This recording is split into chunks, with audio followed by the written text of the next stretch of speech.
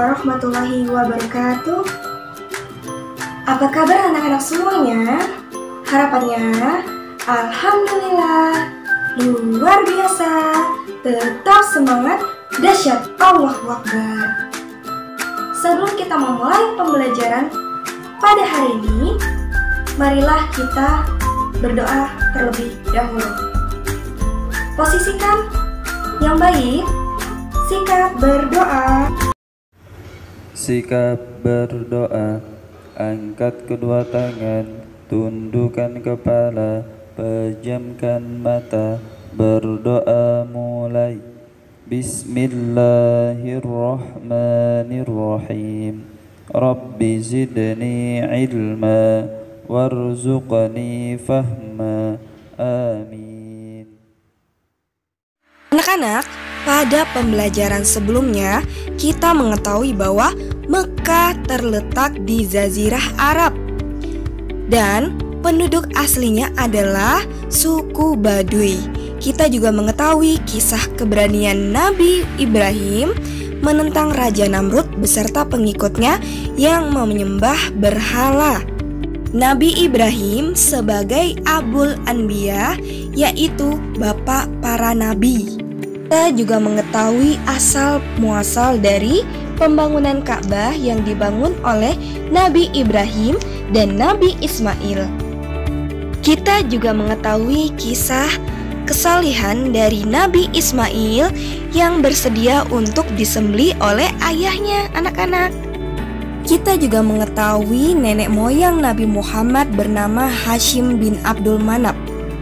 Pada masa itu, penduduk Mekah memiliki kemajuan yang sangat besar, namun memiliki kemunduran luar biasa yang disebut dengan masyarakat jahiliyah. Anak-anak, pembelajaran sebelumnya, masyarakat jahiliyah itu memiliki kebiasaan-kebiasaan seperti percaya tahayul dan gemar mabuk dan berjudi. Nah, maka dari itu Ustazah akan melanjutkan ke pembelajaran selanjutnya. Itu perampok kejam dan tidak sopan. Yang kedua tentang Muthalib. Yang ketiga tentang Abdul Muthalib. Yang keempat tentang menggali sumur Zam-Zam. Yang kelima tentang menemukan Zam-Zam. Dan yang keenam tentang nazar. Anak-anak Ustazah, pada masa jahiliyah, bangsa Arab itu selain percaya tahayul, menyembah berhala, minuman-minuman keras atau mabuk, dan berjudi, mereka juga tidak segan untuk merampok dan melakukan hal yang tidak sopan. Mencuri dan merampok merupakan hal yang biasa bagi mereka anak-anak. Bahkan orang yang dicurinya juga dijadikan sebagai budak belian atau sebagai pembantu. Anak-anak, biasanya juga mereka menyiksa binatang seperti unta. Kemudian, jika ada bangkai binatang, mereka tetap memakannya. Dan biasanya juga mereka memakan darah bangkai. Dan itu kan termasuk hal yang haram bagi kita, anak-anak Ustazah. Kemudian juga mereka tidak segan-segan membunuh anak perempuannya. Mereka tanpa malu juga tidak memakai pakaian dan mengelilingi Ka'bah. Sedangkan kita sebagai manusia, jika aurat kita terbuka, kita malu. Mereka tidak. Mereka memiliki kepintaran yang luar biasa dalam segala hal, tapi kemunduran dalam segi perilaku mereka. Anak-anak, pada masa ini masih dalam kepemimpinan Hashim bin Abdul Manaf.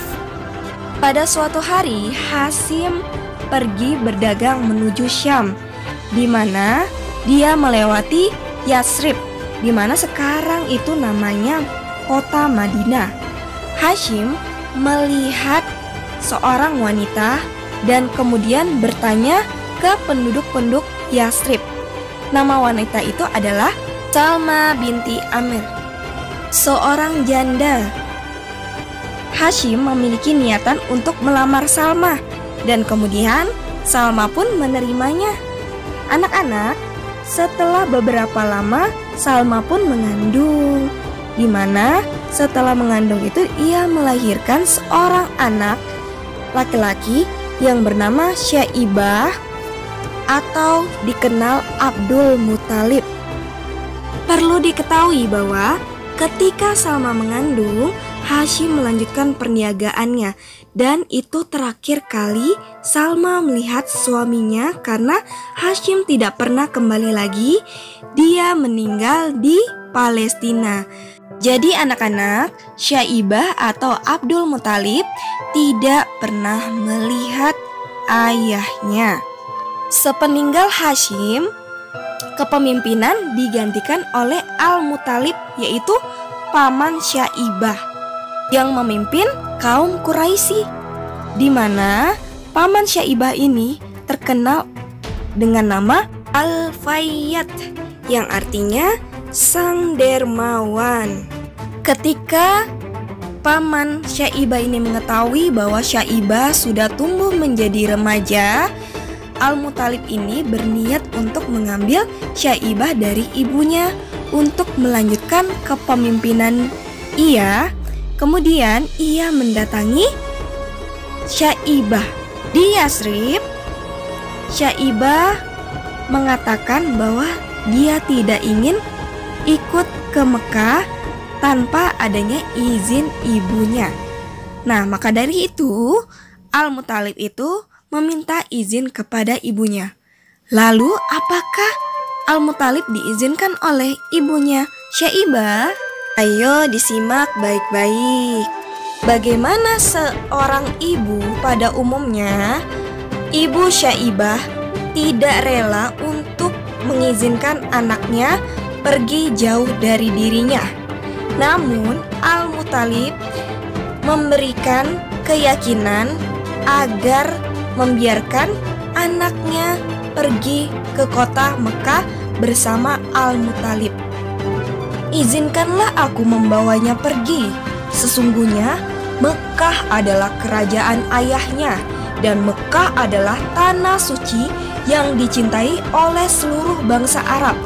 Tidakkah pantas putramu pergi ke sana dan melanjutkan pemerintahan ayahnya? Baiklah, aku izinkan dia pergi bersamamu. Senanglah hati Al-Muthalib. Kemudian membawa Syaibah duduk membonceng unta di belakang pamannya. Ketika itu Syaibah masih berusia 7 tahun dibawa ke Mekah. Sesampainya di Mekah, para penduduk Mekah menyangka Syaibah ini adalah budaknya Muthalib. Mereka pun memanggilnya Abdul Muthalib. Wahai budak Al-Muthalib, Abdul Muthalib. Al-Muthalib pun marah. Celakalah kalian. Dia ini bukan budakku. Dia ini anak saudaraku Hashim, pemimpin kalian terdahulu. Karena terbiasa memanggil Abdul Muthalib, maka Syaibah ini dikenal sebagai Abdul Muthalib. Perlu diketahui anak-anak, Abdul Muthalib ini adalah kakek dari Nabi besar kita, yaitu Nabi Muhammad SAW.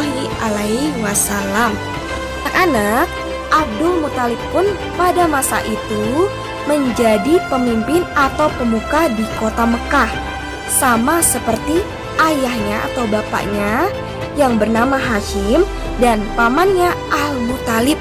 Anak-anak, Abdul Muthalib sebagai pemimpin adalah pengurus air dan makanan bagi tamu-tamu yang datang ke Mekah.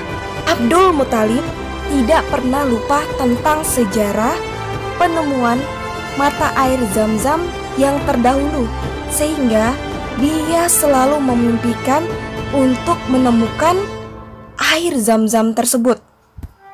Abdul Muthalib bertekad untuk menemukan air Zam-Zam tersebut, sehingga dia memanggil putra satu-satunya Haris untuk membantunya menggali dan menemukan sumur Zam-Zam yang terkubur ratusan tahun yang lalu. Anak-anak, ratusan tahun yang lalu mungkin Muzaz bin Amr, mertua Nabi Ismail, pernah mencoba menggali Zamzam tapi tidak berhasil. Akan tetapi dengan izin Allah, Abdul Muthalib beserta anaknya berhasil menemukan sumur Zamzam tersebut. Ia juga menemukan pedang dan pelana emas. Pedang dan pelana emas itu terkubur bersama sumur Zamzam. Pedang tersebut diletakkan di pintu Ka'bah, sedangkan pelana emas diletakkan di dalam rumah suci Ka'bah. Awal mulanya orang-orang Quraisy tertawa melihat perilaku Abdul Muthalib karena dirasa itu tidak mungkin. Namun, ketika keyakinan itu menjadi sebuah jawaban atas keberhasilan Abdul Muthalib, mereka pun berbondong-bondong meminta air dan harta emas itu.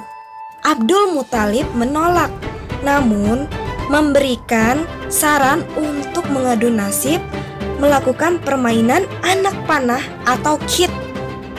2 anak panah buat Ka'bah, 2 buat Abdul Muthalib, dan 2 buat orang-orang Quraisy. Kalau anak panah itu keluar, mereka mendapat bagian. Kalau tidak, mereka tidak mendapatkan apa-apa. Seperti yang Ustazah jelaskan tadi, pedang dan pelana emas jadi milik Ka'bah dan air Zamzam itu jadi milik Abdul Muthalib. Dan dia meneruskan tugasnya mengurus air dan keperluan para tamu Mekah setelah sumur Zamzam memancar kembali. Anak-anak, keinginan Abdul Muthalib untuk memiliki anak lagi, maka ia pun bernazar, kalau saja aku mempunyai 10 anak laki-laki, kemudian setelah semuanya dewasa, aku tidak memperoleh anak lagi, seperti ketika sedang menggali sumur Zamzam, maka salah satu di antara 10 anak itu akan kusembelih di Ka'bah sebagai kurban untuk Allah. Anak-anak, ternyata takdir memang menentukan hal yang demikian. Abdul Muthalib tidak lagi memiliki anak pada saat 10 anaknya sudah menjelang dewasa. Nah, dia kumpulkanlah semua anak-anaknya tersebut dan mengutarakan bahwa ia pernah bernazar untuk menyembelih anaknya. Ke-10 anaknya terdiam. Mereka memahami masalah ini. Mereka juga melihat kebingungan yang luar biasa di mata ayah mereka yang berkaca-kaca. Namun, Abdul Muthalib tetap melaksanakan hal ini. Ia memanggil jurukit untuk menentukan siapa yang akan dia sembelih dengan mengambil anak panah tersebut di hadapan berhala Hubal. Nama yang keluar adalah Abdullah, si bungsu yang paling ia cintai. Nah, anak-anak, orang-orang Quraisy yang melihat hal tersebut berusaha untuk melarangnya melakukan perbuatan itu. Anak-anak, sanggupkah Abdul Muthalib menyembelih anak kesayangannya? Apalagi tidak ada orang yang menyetujui niatnya itu. Ayo disimak baik-baik di pembelajaran selanjutnya.